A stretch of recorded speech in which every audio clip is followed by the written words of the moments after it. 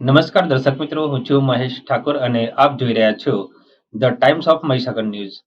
નજર કરીએ આજના મહત્વના. બીએસએફ પેરામિલિટરીના અમદાવાદ શાહપુરના વીર શહીદ જવાનની અંતિમ યાત્રામાં પેરામિલિટરી સંગઠનના હોદ્દેદારો અને ધારાસભ્ય શ્રી કૌશિકભાઈ હાજર રહી શ્રદ્ધાંજલિ અર્પણ કરી. આજ રોજ તારીખ 24/12/2024ના રોજ ગુજરાત પેરામિલિટરીમાં દેશ માટે, ગુજરાત રાજ્ય માટે ખૂબ જ દુઃખદ ઘટના થઈ.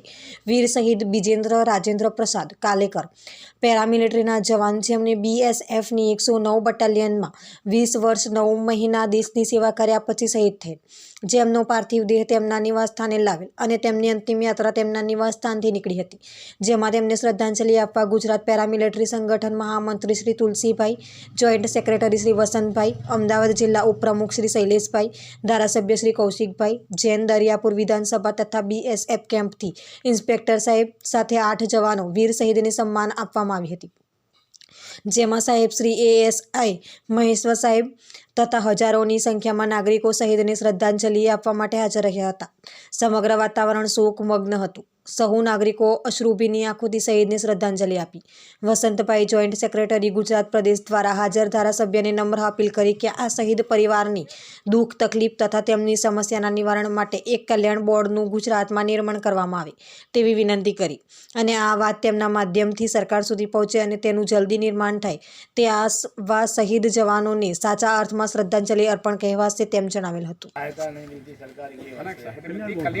कल्याण बोर्ड नहीं है, जो खुद का बोर्ड है तो खुद बॉडी सहायता दे सके. हमारी सरकार इसके लिए एकदम पूरी कोशिश कर रही है. भूतकाल के अनुभव के आधार पे आप देख लो. भूतकाल की यानी मैं दूसरे सरकार के बारे में बोलना नहीं चाहता हूँ, लेकिन सरकार मिलिट्री बोर्ड और मिलिट्री और पुलिस बोर्ड जो भी है, पैरामिलिट्री है, हमारा सब आप सुरक्षा हमारे सबकी करते हैं. हमारी जिम्मेदारी है और मेरी जिम्मेदारी आपने जो बोला है वो एक मेरे को एक लेटर में लिख के देना है तो मेरे को पता चला, क्योंकि ये विषय मेरा नहीं है. हाँ सर नहीं, और मैं एक उसका सुझाव आप दोगे वो मैं जल्दी से जल्दी पूरे करने की कोशिश करूँगा. अमित भाई शाह के साथ भी मेरा अच्छे संबंध है, वो मिनिस्टर है यहाँ है, तो उनको मैं बोलूँगा कि मेरे क्षेत्र में मैं गया था और ये इशू मेरे ध्यान में आया है, तो आप इनको मदद करो तो अच्छा है और जल्दी से जल्दी ऐसा इशू में पूरा कर सकूँ. ऐसे आप सब मेरे को आशीर्वाद दो. भारत माता की. આપના વિસ્તારના પડેપણના સમાચાર જોવા માટે અમારી channel the Times of Mahisagar ન્યૂઝને લાઇક, શેર અને સબસ્ક્રાઇબ કરો.